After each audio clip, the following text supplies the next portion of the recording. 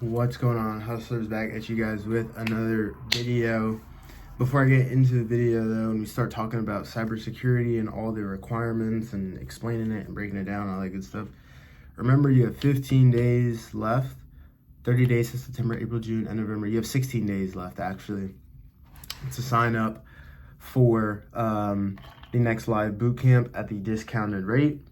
And then at the time of this recording, probably by the time this goes up, it'll be over. But at the time of this recording, there's 197 members in the Skool community. So there's 3 spots left to get in it for free. And I also uploaded a video today, so it probably is going to be grits by the time you see this. But if there's 1 spot left, you might as well try it. So yeah, Skool community is free as of right now. Then after that, it's going to $19.99 a month. What the hell's in the Skool community, you might ask? Well, I do 4 live calls every single month, so 4 per week. And then you can ask me questions, and then you can ask people from NAMYAD questions, like my team in there that are moderators, right? And then it's basically a forum, like a nice community, basically like a Reddit, where you get access to government contractors that are all doing stuff specifically with DLA. So there's people in there who are winning contracts, like just off of the information that's being shared in there. We've got winners, previous students of mine, people that have done business with DLA already that are sharing their experiences, and then all the content that I've ever created, that's going to be in one place in the classroom section, right? So you get direct access to me, access to members of the team, and then access to over 200 government contractors at the time of this recording. And then all the content that I've ever created, that's in one place for you guys, all nicely and neatly organized, right? So now that I've gotten those things out of the way, let's get into the video. So today we're going to be talking about cybersecurity, right? And a lot of people freak out and they're like, oh, NIST SP 800-171 revision 3. I believe that's what it is. Yeah, SP 800-171 revision 3. Or CMMC, cybersecurity maturity model compliance. I see these things. I don't know what they mean. I don't know like how legally compliant I have to be able to bid on contracts. I don't know if I'm doing anything wrong. I want to make sure that I'm protected. I don't want to get my account locked. Blah, blah, blah, blah, blah, blah, blah. Like, and those are all valid concerns, right? So we're going to talk about what this means in reference specifically for doing business with DLA. So the first of which, or I'm going to give you like just like a couple breakdowns of things that you need to have in place that are going to help you check a lot of the boxes for these requirements. And then we're going to explain what these requirements are, how to be in compliant with them, and all that other good stuff, right? And this is kind of going to be like some entry level, surface level stuff, so that way you know you guys are familiar with it. And then for the boot camp and then in the Skool community, we're going to go a lot more in depth into this, right? So first things first, with DLA, you cannot use a VPN. 0 VPN. Like don't do it. You're going to get shut down. You're asking for the federal government to start breathing down your neck. Do not use a VPN. That's number 1. Number 2, do not access DIBs outside of the continental US unless you have been given explicit permission. And you can get permission to access it outside of the continental US. You just need to email the Terms and Conditions Office of DLA and they will give it to you. But unless that's been explicitly given to you in writing and they've given you like your cage code, you're going to be SOL, right? So you can't use a VPN and you can't access DIBs outside of the continental US, all right? Those are the 2 main, cybersecurity things, right? Now, to be in compliance with CMMC level 1, right? Cybersecurity maturity model compliance, and don't worry, I'll explain what that means. You need to have at least a physical storage of all the files, right? All your traceability, all the files which I talked about in the packaging video, all the files that I give you guys checklists to create in the bootcamp. You basically need to be documenting everything from every single contract, and you need to at least, or at the very minimum, you need to be storing them physically, right? And then if you're going to store them digitally as well, it's going to be, you're going to want to be very cognizant of whether or not you're using a server or a cloud. Me personally, I strongly recommend using a server. I think a server is the way to go because it's a lot more private, and if it gets hacked, if a cloud gets hacked, your information's out there, and like if you're dealing with CDI, which is Controlled Defense Information, which we'll talk about, that CDI is out there. Like the Russian hackers, they got it. It is what it is. National security compromised to an extent, right? So I would say use a server. If you are going to store it digitally rather than a cloud, or get like a private cloud storage service. but at the very minimum, you have to be storing stuff physically. All right, cool. So if you're in compliance with those things, then your account's not going to get locked. All right. Now let's talk about NIST SP 800-171 and CMMC. All right. So NIST 800-171, and I'm going to be reading like off the side of like my monitor here, because there's a whole bunch of different revisions, and I have the most recent one pulled up for NIST. We're on revision 3 now. So NIST is a National Institute for Standards and Technology, and it's a U.S. government agency that helps other federal departments manage their risk, and basically they're the people that establish all the rules for like cybersecurity and stuff like that, right? And their goal is to protect the DIB, which is the Defense Industrial Base, right? And the Defense Industrial Base is comprised of people like you and me, contractors that provide goods and services to the U.S. government, right? And there's 250,000 plus, right? So not just people doing business with DLA, but anybody who provides goods and services to the U.S. government is comprised of the DIB, right? Now, the National Institute for Standards and Technology, that was created in 2015, all right? Now, what is the purpose of NIST? What are these multiple revisions, all right? So NIST is, the entity, and then the rule, like every single thing, every set of rules that they publish has like a name, and that name is comprised of numbers. So the one that's going to be relevant to us is 800-171. So NIST SP 800-171. The SP stands for standard practices, right?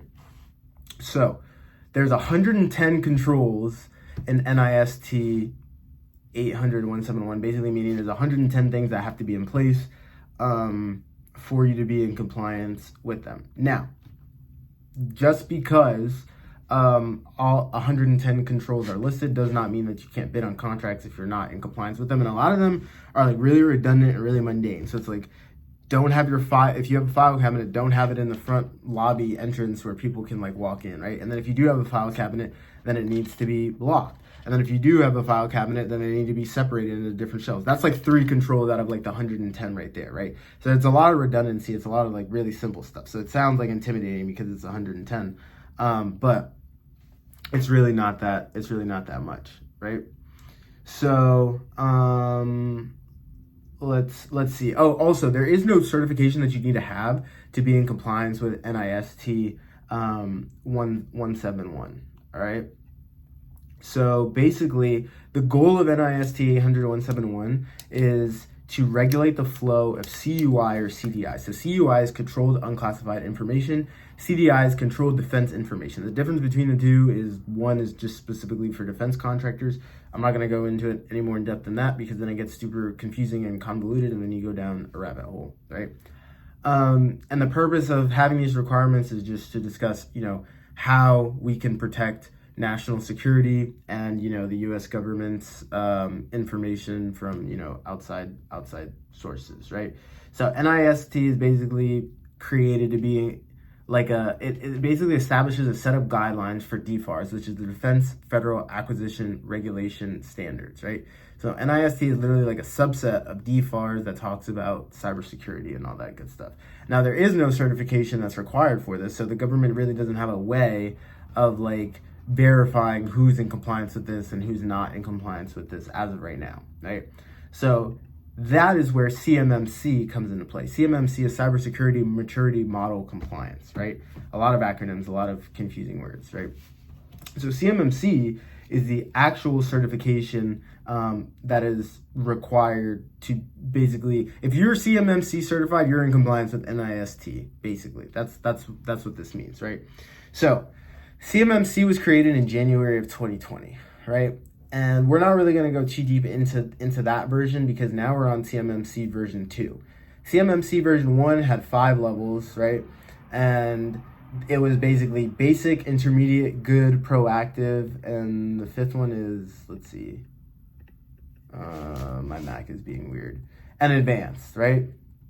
So level 1 was basic, 2 was intermediate, 3 was good, 4 was proactive, 5 was advanced. Now we are at CMMC 2.0.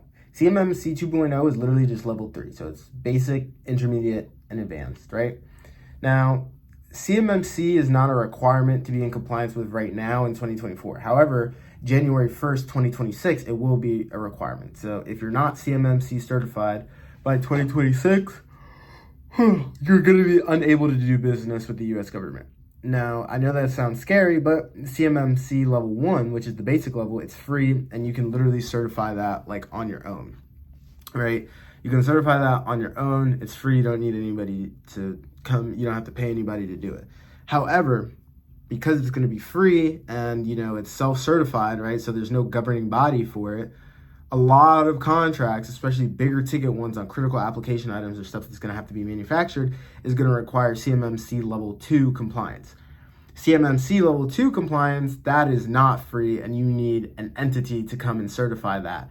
And the only way that you can get certified to be CMMC level 2 is if I believe they're called adjusters. If an adjuster comes and then looks at, your cybersecurity practices and basically how you're storing information, your cloud, your servers, your quality assurance processes, and then they'll give you a rating, and then your rating is going to fall within that sliding scale of like level 1, 2, 3, right? Now, unfortunately, the cheapest solution out there as of the time of this recording is about $40,000 to $50,000 to get CMMC level 2 certified. In the grand scheme of things, it's going to get cheaper as time goes on, as more people get certified. Two Lines Aerospace, we are having one of our employees go and get certified to be an adjuster. And then because they'll be an adjuster, they'll be able to certify Two Lines Aerospace as CMMC level 2, right? Now, unfortunately, this is basically going to squeeze a lot of people who are too lazy to get the certifications or don't have the capital to get the certifications out of the game when it comes to like these bigger contracts, right? The good news is because level 1 is self-certified, you can self-certify, stack your cheese from winning all the ones that are level 1 requirements, and then pay whatever the fee is to get certified for level 2. So you're not completely SOL. But let's see here. Yeah, level 1 is foundational, level 2 is advanced, level 3 is expert, and it actually removes a bunch of practices. So level 2, which is what we talked about, which is the NIST, which is the basic requirement, that is going to require the 110 practices that are outlined in NIST 800-171. So if you're following me, level 1 is basically just basic DFAR stuff, right? Like, don't be an idiot, don't have your file cabinet out in the open, right? Then level 2 is everything that's NIST 800-171, and then level 3 is NIST 800-172. So that's more than the 110 practices that are outlined in NIST. So basically, right, at the time of this recording, NIST is something separate from CMMC, right? NIST is like it's a set of regulations that need to be met to basically ensure compliance, and you're protecting all of the CDI, which is the Controlled Defense Information, which is basically, it's not classified information, it's unclassified, but if, let's say, Russia or China got their hands on that information, would it negatively impact national security, right? So if the answer to that question is yes, then it's CDI, right? So NIST is the set of requirements that need to be met to bid on certain contracts. So CMMC level 2, if you're certified to that, is going to ensure that you're meeting all those NIST requirements, right? And that's going to go into effect. It's going to be mandatory January 1st, 2026, right? So you yourself can take a class to go get certified to do it, to become an adjuster, and then certify your company to do it. I don't know how much it is. I'm not going to sit up here and lie to you and act like I know how much it is. I just know that there's classes out there, and then I do know that there's companies that you can pay to do it yourself. In the boot camp, I give you guys a free survey to take, so that way you can basically get a score, and then based on what your score is, that'll determine whether or not you're good enough to self-certify for level 1 CMMC compliance, which is going to be required. Like, you're not going to be able to do any business with the government if you can't at least self-certify that you're in compliance with the basic defense federal acquisition regulation standards, right? So there's no third-party annual assessment. And you do your annual self-assessment, and then you upload your self-assessment score to your SPURS score, which is the SPRS, or Supplier Performance Risk System score. So you upload that, right? Now, the assessment requirement for level 2, you're going to have to basically get audited or assessed 3 times a year. And it's only going to be required if you're going to be dealing with critical CUI. So that's going to be stuff where it's like mil-spec stuff that has tech docs, where you need a JCP certification, and something critical application, like it's going on like a weapon system or something. And then for level 3 now, is this level 1 or level? Yeah, for level 3, it's going to be a government-led assessment, and that's going to be held 3 times a year, and the government's going to do that on their own, right? So I know this was kind of confusing, but I hope I was able to clear up the difference between NIST and CMMC. Basically, the main takeaway is that NIST is in place right now, like it exists, it's a thing, but there's no certification for the government to determine who's meeting all the requirements of NIST 800-171. So that's where CMMC comes in, right? So if you're CMMC level 2 compliant, you are checking all the boxes, you meet all 110 criteria to be certified to bid on critical application items, or items that have critical controlled defense information, to basically allowing you to bid on bigger ticket contracts for stuff that has to be manufactured. So that is the big takeaway from this. And then again, if you're not using a VPN, you're not accessing DIBs outside the continental US without permission, and then you're at least physically storing all your documents for at least now until January 2026, you're good. You're good. You don't have anything to worry about. But you might want to start stacking up some cash, so that way once the time comes in 2026, you can pay whatever that fee is to get, certified to be CMMC level 2 compliant. So that is all I have for you guys for today. Click the link down below to book a call if you feel like you need some more guidance on this, or if you want to join the bootcamp where I'm going to be going over this extensively, and I'm going to give you guys that free survey so you can do the self-assessment. Or if you don't have the P's, if you don't have the funds to join the bootcamp, join the Skool community, which is $19.99 a month. We're going to be doing 4 live calls per month in there. You can ask me questions, ask members from the team questions, and connect with other government contractors who are at different stages of their journey. Some people are in there doing, 5 figures a month. Some people are in there brand new. So there's a wide range of people with a wide range of experiences to answer your questions. So not only am I looking forward to your success, I'm sure of it. Let's go print those dollars.